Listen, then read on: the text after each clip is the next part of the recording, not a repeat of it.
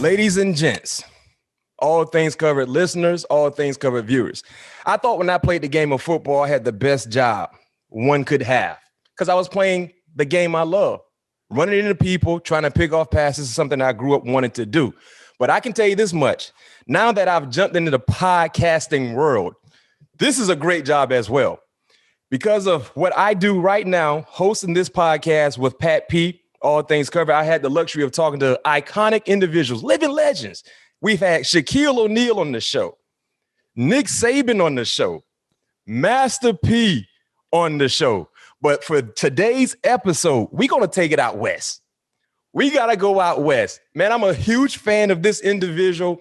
When he jumped off the porch with his rap career, I was a youngster. I was a jit, as they say it in South Florida. And I grew up wanting to get some Dickie pants, Dickie shirts, and that Raider fitted. That Raider fitted was something that I had to have along with that starter jacket because I used to watch this individual rock this consistently with the Chucks. And my mom used to tell me all the time, listen, you're not going to wear those gangster outfits. You know, of course, the Dickie, you know what I mean? It was like gangster to her. I'm like, no, it ain't gangster, man. That's the new swag. That's what people rocking. That's what Cube and the West Coast boys rocking. But I couldn't get my hands on the Dickies until I can pay for them on my own. She wasn't going to buy them. But eventually I got my hands on the Dickie and I got that starter jacket and I got that Raider starter cap. This individual is a rapper. Unbelievable rapper, actor, producer, writer, businessman, and co-founder of the Big Three. Now, of course, you can watch the Big Three on CBS and Paramount Plus. No other than Ice Cube is here joining me, all things covered. Cube, thank you for joining me. Number one, how you doing? I'm all good, man. You know, I appreciate that. I know. Took me down memory lane a little bit. You know what I'm saying? I still rock the khakis, the Dickies, you know, we call them khakis, and I still rock the Chucks. So, you know what I mean? I'm still doing it, man. Tell Mama I'm sorry. No. Hey, I think it worked out well for me. She don't have no issues with how everything turned out. And like you said, y'all call them khakis. Back on the East Coast, in the South, we call them Dickies. You know what I mean? Yeah, we call them Dickies. The original name, you know, is Dickies. That's what they called out here too. They're Dickies. But, you know, I mean, you know, just around the hood, they start to get called khakis and it's stuck. But it's the same brand. No doubt. Hey, we appreciate you for making that thing a national swag element. You know what I mean? Trendsetter. It's something that you've been able to do from start. And now you're doing you're becoming another trendsetter when you talk about the Big Three. The Big Three. We're about to enter week 7 in the 4th year of the Big Three. How would you evaluate the progress you've made as a league in the first 4 seasons? Oh, we trending up. You know, we always, getting better with every season, not only as an organization and as a league, but also better our players. The games are as competitive as they've ever been. Year 1 trilogy, ran the table. They went 10-0. And nobody has done that since. And so, we feel like we're in a great place as a league. We've gained at least 10 to 12 new sponsors this year. And so that's very healthy. And we just want to finish the season off strong, and not get hit by the COVID bug. You know, the COVID bug is out there, so we just want to finish the season off strong and see who gonna win that I said Dr. Dre, but Doc J Trophy, which is Dr. J Julius Erving. That's who our championship trophy is named after.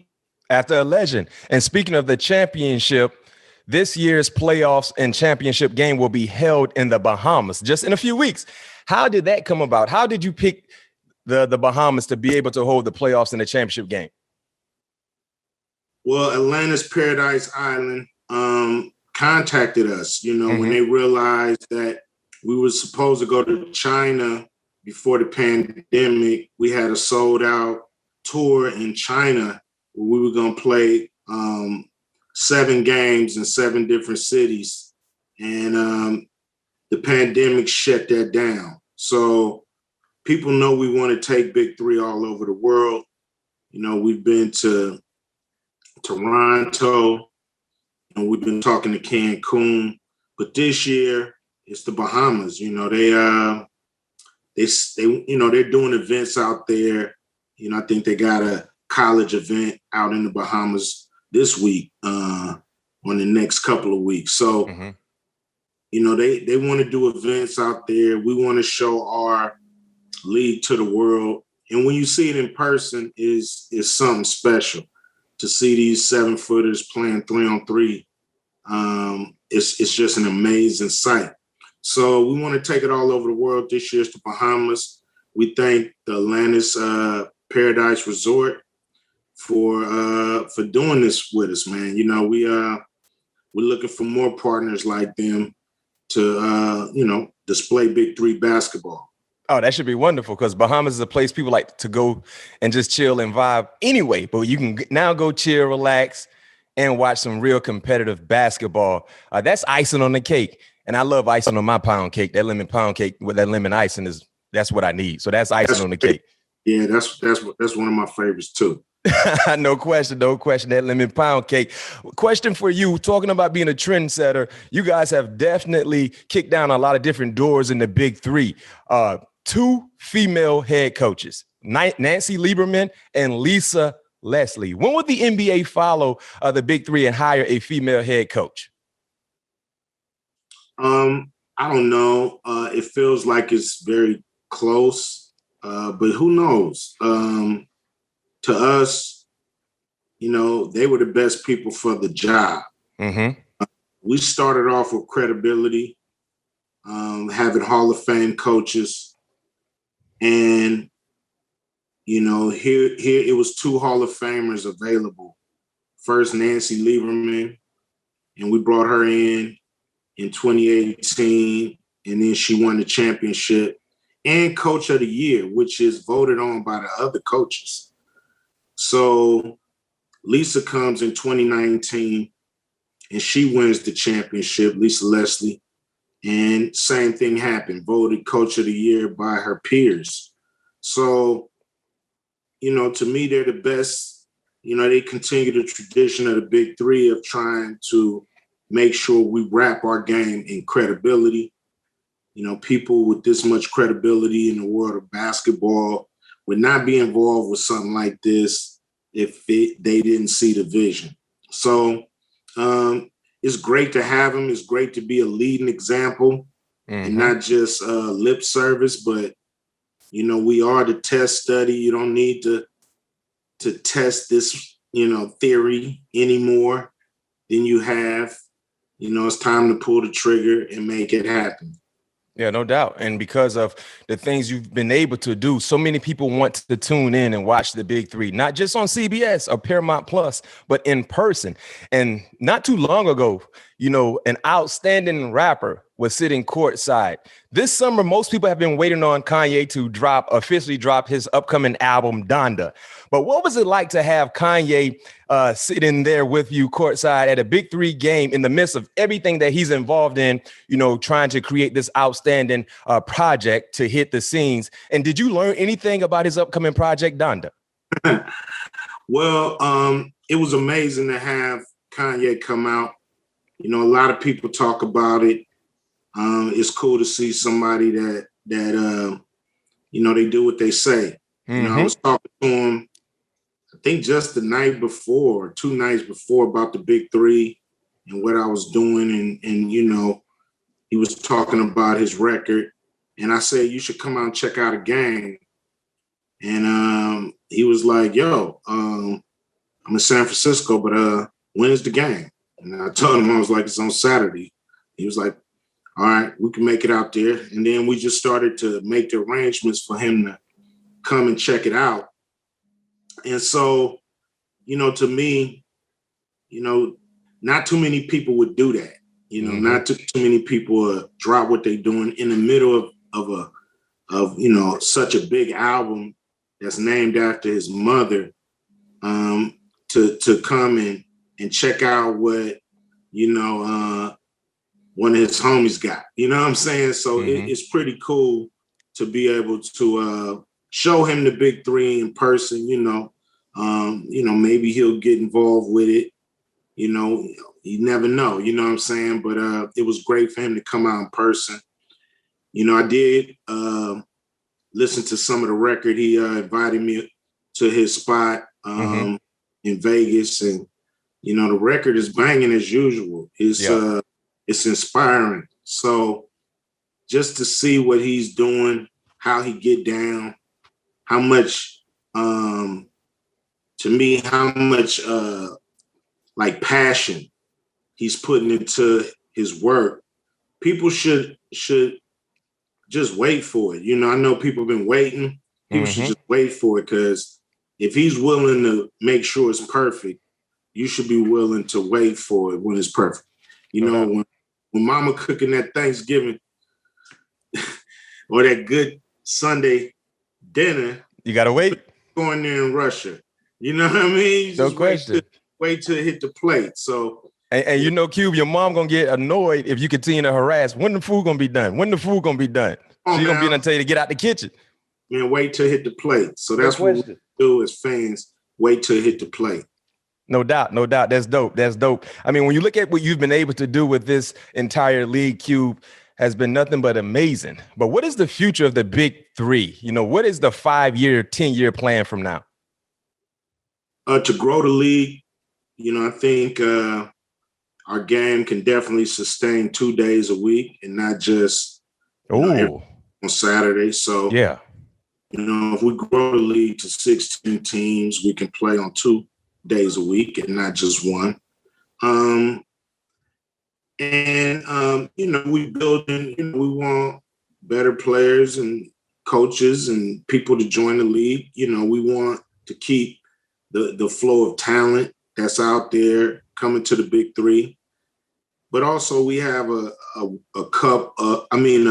vision of what we call the big cup, which is, 3-on-3 competing from around the world with our athletes with the big three rules. They had what they had in the Olympics, and that was cool as an amateur version of the sport. We had a professional version of the sport. So we want, teams that want to play the pro version from around the world to come compete, but that's the future. Yeah. And talking about the future, we just tapped into the future of the big three. Let's go back in time now. Back in the 80s, young Q with the Jerry curl. You know what I mean? Intense, lyrical, creative, all of the above, and talented, and didn't care about anything, but just wanted to drop nothing but significant bars. What was the most eye-opening moment of realizing your level of fame in the late 80s?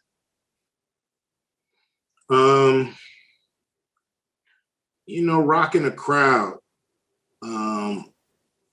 of different, backgrounds, races, just seeing, the power of music, the power of,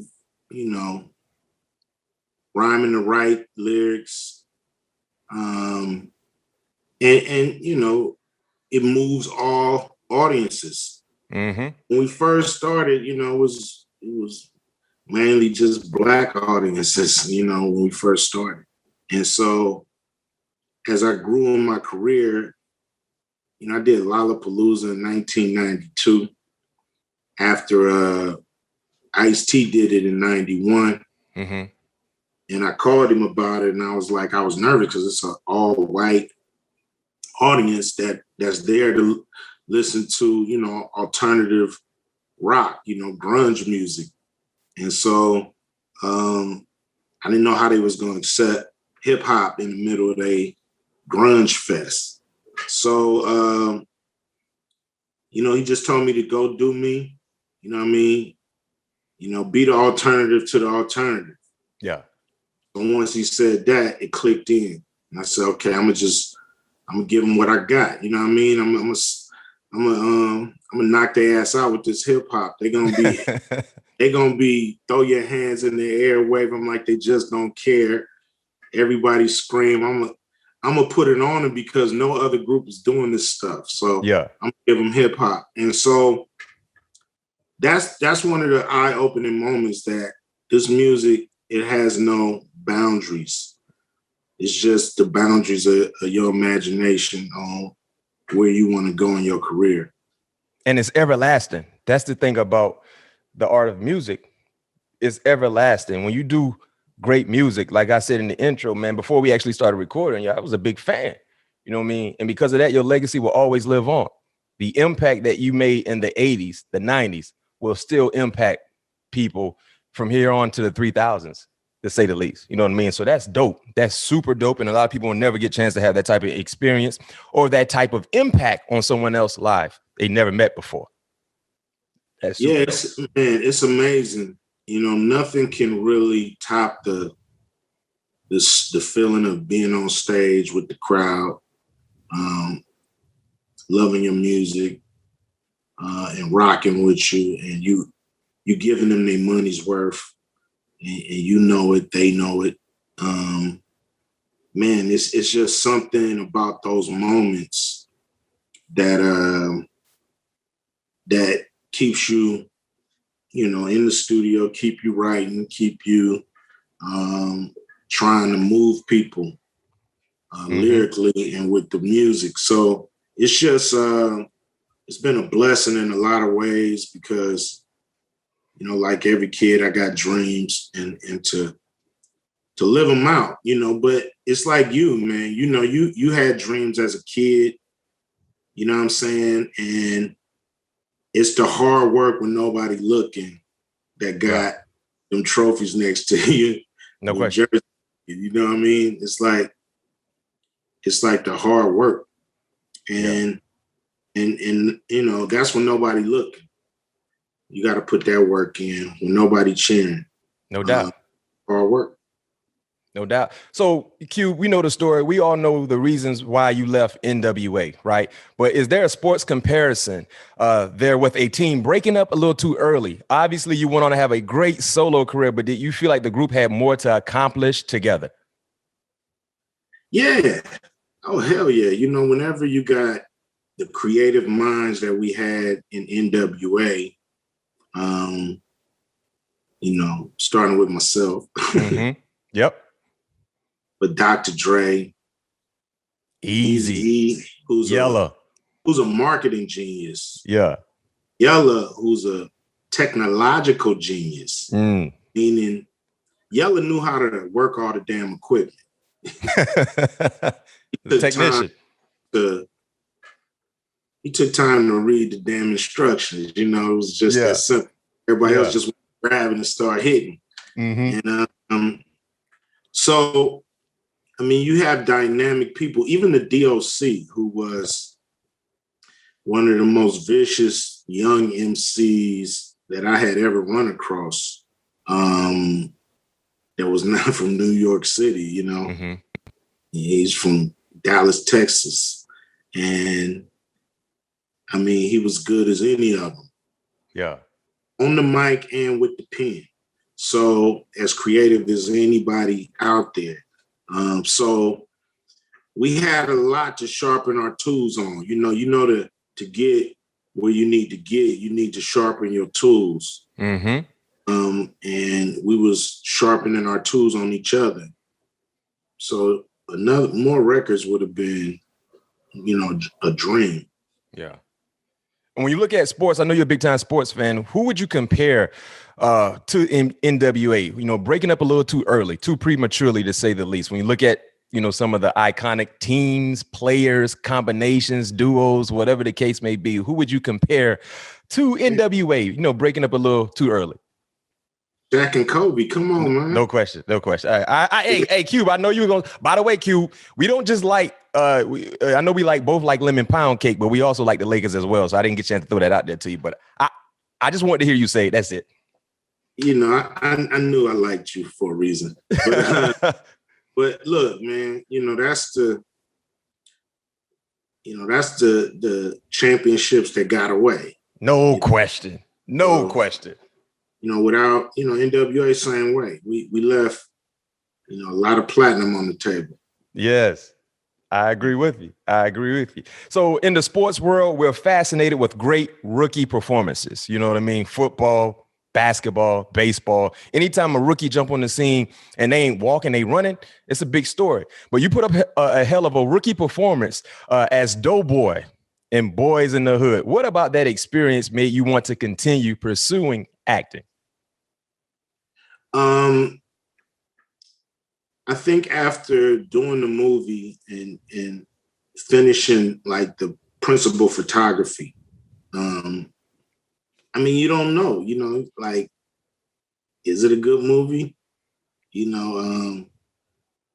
don't always feel super confident acting because you're being somebody else and you're trying to do that for somebody else. So you're being somebody else as a character and you're doing it for the director and seeing if he like how you become this person. Yeah. So you never really all the way sure if you could be sure about the character, but not if you did it right for the director. And, do the director know what he's doing? Is the whole movie going to be good? Or is just my character going to be good? So to answer your question, it was the response. It was, we went to Cannes Film Festival in the south of France. The movie opened there or was in the festival before it came out in the States. So to see a French audience give the movie a standing ovation, like with subtitles, like they understood what the hell was going on. I didn't think they did it because it was about how we grew up. So I didn't think people in Paris would even get it, or not Paris, but France. Yeah. So anyway, that experience saying, okay, I can do this, was the thing where I said, okay, I might do more of these because I know they're going to get it in the States, but if they can get it halfway around the world, they need more of this. No doubt. Hey, you did that, Doughboy. I wasn't supposed to be watching Boys in the Hood at the time because, y'all had some explicit language and some extracurricular activities, but I snuck and saw with my older cousins. And man, y'all did that. Good. Hey, because at that, as a jit growing up as a youngster, as I, was at that time, I never been to LA. I never been to South Central. So that was my intro into how you guys live over there, the culture. And you guys, John Singleton did an unbelievable job. He picked the correct personalities to play each part, and you guys did it. It was so precise and on point in how you did it. So for me as a youngster, I'm like, man, that's how they really, it's not really different than what we go through over here. They just talk a little different. You know what I mean? They got a little accent a little different. They walk a little different. You know what I mean? Because, y'all West Coast boys, y'all got a little walk. The bop is like how you walk. It's a smooth type walk with you. But it was so similar. And that was my intro into what California living was, especially in the hoods of South Central and things like that. So you guys did a great job. Thank you. It was really John Singleton, rest in peace. It was his vision.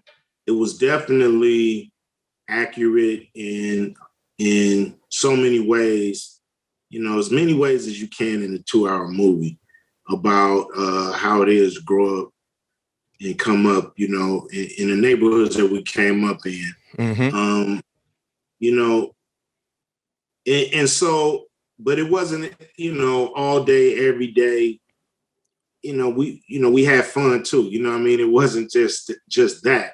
No question. The movie showed that, but Friday kind of showed it more. Friday was the comical side. Kind of when you live in it for real, how you see things, to try to make sense of the whole situation. You gotta laugh at certain things, or you just would just kind of lose your mind on what's going on. So it just was it was our take on how we saw things growing up in that same. Hey, and speaking of Friday, that's one of my favorite movies. I mean, the original was Chris Tucker was phenomenal. You double back, you get Mike Epps, two outstanding, comedians, sound actors. The entire cast was phenomenal. And I know you hit on this before in past conversations, but what's the likelihood of us getting another Friday to some degree? Man, you got to ask Warner Brothers. Yeah. What do you want to do it? Are you down to do it if everything can get ironed out? I've always been down. It's them. I don't know what tip they on. Mm-hmm. So, I don't even know if they care because, Warner Brothers is AT&T. So, they do telephones. Do they care about Friday? Hey, and that's the crazy part about it because the culture cares so much. People want to see it because, when you talk about seeing a great movie, you want to continue to see it if possible. You know what I mean? And that right there would be unbelievable. I don't know so if you could do it, let me give you a hypothetical, Cube. If you're able to get things ironed out with Warner Brothers, I know Chris Tucker said he probably wouldn't be up to do it, but who would you like to have involved in the upcoming Friday? And as you heard what I said, upcoming, so I like to speak things into existence and let it manifest. Yeah. That's what my mom used to tell me. Always, the tongue is powerful, speaking into existence. So for the upcoming Friday, who would you like to have involved? All the characters that want to come back that make sense. It's really about having a believable storyline. That's the starting point of the movie, is having a believable storyline, especially at this point. It's been so many years to go by between Friday after next and any new Friday that come out. So, once we think of the believable storyline, you start to figure out which characters make sense in that storyline from the past Fridays. There's one I wrote before John Witherspoon and Tiny passed away. Rest in peace. Yeah. It was able to bring a lot of the characters into the storyline and made sense, and it was funny and it was real, and it should have been shot. And they just dragged their feet with crazy notes that made no sense to the structure of the movie. And so, guys passed away, and so that movie is kind of blown up. It's not going to work the way it was written. So, it's a lot of factors. But to answer your question, I have anybody back that want to be in that I write in, and I try to write them all in, but they got to make sense. You got to make sense. I don't want people just characters popping in out of nowhere and it don't make sense to the storyline. Well, we're gonna throw that out in the universe and let it manifest. I appreciate that. Next Friday should be dropping around 2023. That's what we're gonna do. That's what we're gonna do. And I'll be out there for the pre-show. Wherever it's at, I'm gonna be there. Appreciate you. And I'll bring you a piece of some slices of lemon pound cake too, Cube. I mean, like that. Yeah. Straight from mama. Straight from mama. Yes, sir. Two questions before we transition to the superlative part of the show. I know you love the Raiders. I know you love the Lakers. First Raider question for you. Can the Raiders win with Derek Carr? Yes. He's a good quarterback. He just needs some weapons. All he had really this year, and I don't want to disrespect none of the receiving core. Mm-hmm. He had a great tight end. And Darren Waller. You need more than that. For any quarterback needs more than that to win the Super Bowl. So. Will you check out any home games, this year in Vegas? You plan on checking out a game? Oh, yeah. Definitely plan on going. As long as they can got a place to park my bus. No doubt. I got a place to park my bus. I'm coming. All right. When will the Lakers win their next title? Next year. There we go. That's what I'm talking about, Cube. Stop playing around. Yeah, it's next year. They can talk about our roster, whatever the case may be. This ain't football. 32, 34, 33 is not old in the NBA. This ain't football. So all the naysayers can keep hating. We're going to get one this year. Yes. I'm right there with you. All right, rapid fire questions for you. I know you handle pressure extremely well. I want your honest, unbiased answer. Q, first question for you. Mount Rushmore of rap groups. Of rap groups? Rap groups. Yes. Gotta say Grandmaster Flash and the Furious Five. Okay. Run DMC. Yep. Public Enemy. Mm-hmm. And NWA. NWA. Who was that third again? Public Enemy. Public Enemy. Okay. All right. Best album cover ever. My Death Certificate album cover. I knew he was gonna say that. I know you. Hey, that Predator album cover was pretty dope as well. Yeah, that's a good one. You know. Yeah, that Predator. Yeah. I mean, this other one's just crazy, but you know, that was cool. All right. We've been paying attention to Verzuz. They've been a great celebration of music, the culture. If Ice Cube was to do a Verzuz, who would you want to go against? Myself. Your catalog is like that, so you could. Myself. You could. Yeah. You could. Okay. I'm gonna follow this. I'm gonna follow that up with this then. If you can put together NWA to do a Verzuz, you guys come together one more time. Which group would you want to go against? I mean, you can only be here with Public Enemy. It's just us and Public Enemy. Mm-hmm. Yeah. I mean, you know, the Ghetto Boys would be dope too. Ooh. Us and the Ghetto Boys. Yeah. Mine is Bushwick, but you still got Willie D. You still got Scarface. You know what I mean? So, you know, they got a catalog. They got a catalog. No question. That catalog is as long as toilet paper, a fresh roll. Yeah. No Especially question. if you're adding solo songs and shit. Yeah. Like, and see, that's the thing. You know, now we look at some of the groups, you know, they do add their solo projects, which is needed because it's part of the catalog. Yes. Yeah, it's part of the catalog. I like it. Okay. Acting role that. The jams, man. They don't care about all that stuff. No. It's too technical. Yeah. No. Well, hey, Q, well, if you want to go ahead and bless the culture in a celebratory fashion and you want to do a Verzuz against yourself, I'm all for it. I'm all for it. I know you got a lot going on the big three. I don't know if I would do that because I can't win. I understand, but I know, you know, if you want to just give us a reason to celebrate, you know what I'm saying? Go ahead. We all for it. Hey, for that particular show, I'll go buy me some Black Dickies and some Chucks and a Raider hat. All right, I feel you. Yeah, no doubt, no doubt. Favorite Kobe Bryant memory?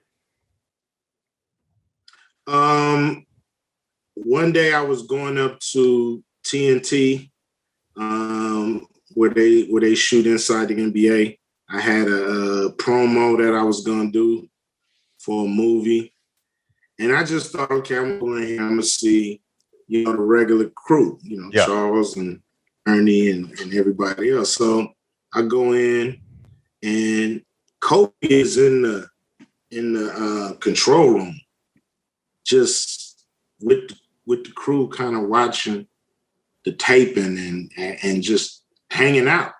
Mm-hmm. So, you know, it's cool to get any alone time with a dude like Kobe, you know what I'm saying? Because we was able to just, you know, kind of just holler without any pressure of time, you know, somebody coming to get you, or, man, okay, I'm just here, you know, oh, Kobe, I seen you, I gotta go.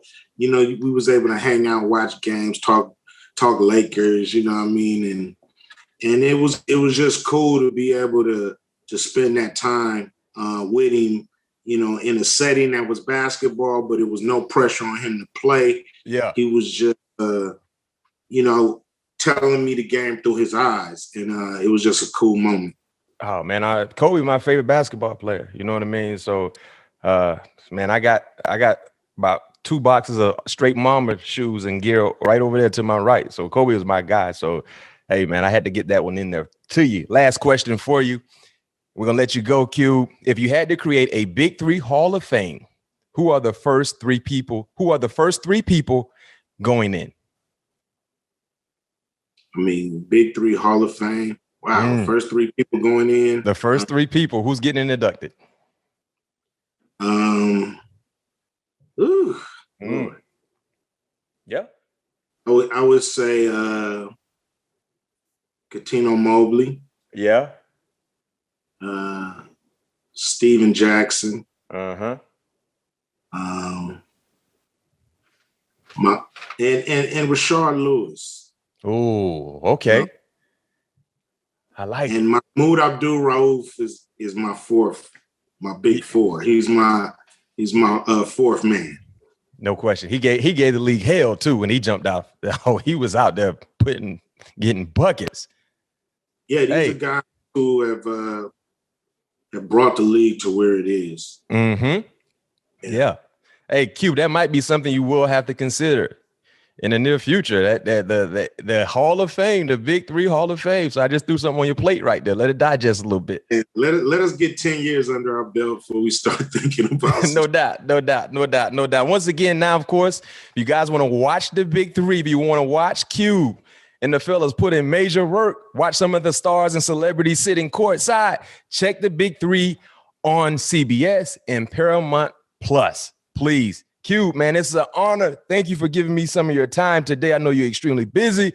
Man, this will go down one of the best conversational pieces I've had, interviewing a guy who I watched growing up. I couldn't grow a Jerry curl to save my life, but I got them chucks eventually. But I appreciate you, man, joining me.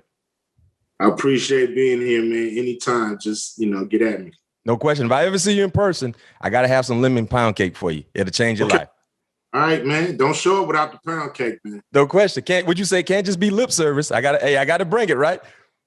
That's real. Come on. No doubt. Appreciate you, Q. All right, homie.